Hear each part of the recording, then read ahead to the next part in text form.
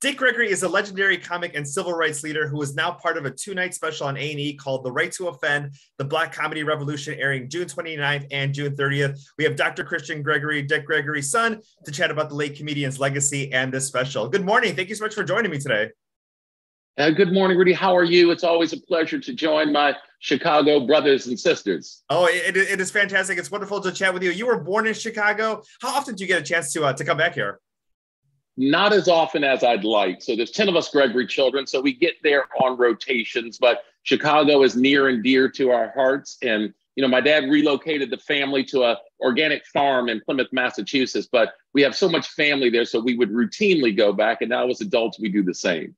Let's talk a little bit about your dad. I mean, when he got his start in comedy, he came to Chicago. Talk a little bit about the scene at that time and what he says about that journey, making that trip here to Chicago. And Rudy, so many folks forget that Chicago and the Playboy Club, more specifically, was really the mecca for Black comedy. And for my dad, just being from St. Louis and, born in 1932, so he had a very challenging life in St. Louis. He was he was as marginalized as an individual could be, from Jim Crow to the Great Depression across the board.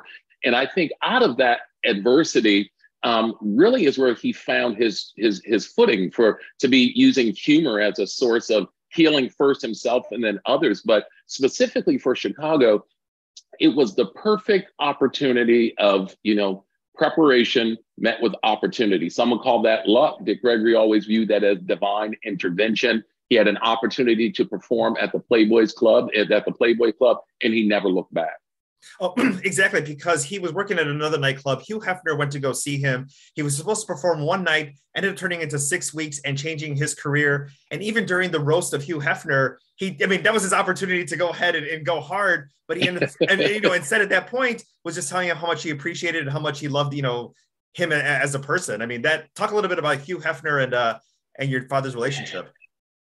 It was a unique relationship, and it's one of those things where the activism, I want to be careful how I frame this, the activism of Hugh Hefner, and not that these things balance everything out, but frequently gets glossed over. So optics, you just didn't see, Black comedians standing or sitting flat-footed, engaging with an audience. And, they normally had ill-fitting clothing, exaggerated expressions. Dick Gregory sat down, as he said, flat-footed, and engaged this all-white audience at the Playboy Club.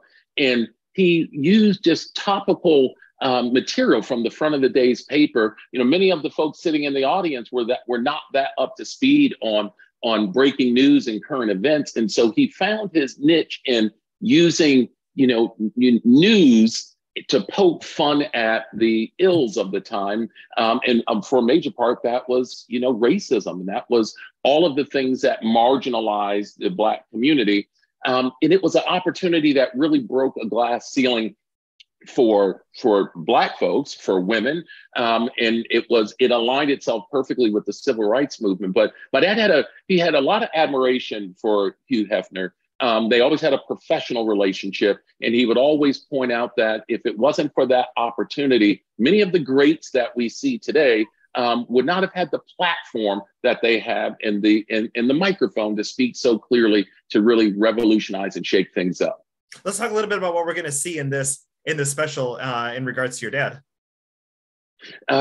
This special, this A&E special, The Right to Offend, I've told folks often since seeing it, it is literally like a love letter to Dick Gregory. It's all of the contemporaries that are going back saying thank you to the founding fathers and the founding mothers of comedy. And we say Black comedy, it's important to realize it's just comedy. Black comedy then has really evolved to what comedy standards are now. And so many of the greats have got their influences from Dick Gregory, from Richard Pryor, from Moms Mabley, from Nipsey Russell, from Red Fox. It really looks at comedy on all of its platform, not just stand-up, but from sitcom shows and things of that nature. It's a long-form journalistic lens, no agenda, it just lays it out there. And today, fast forward to 2022, there's a lot of lessons that can be learned from how comedy is not just jokes. When used properly, it can really help to shape and change the narrative and help to open people's eyes for the for the ills of a society, now more so than potentially ever. And I do want to talk a little bit about that, and especially, with your journey, because you didn't go the comedy route as your father. You became a doctor and, had a different profession. But what do you learn about maybe shrugging off negativity or changing the narrative that your father taught you that you bring to your career, to your life today?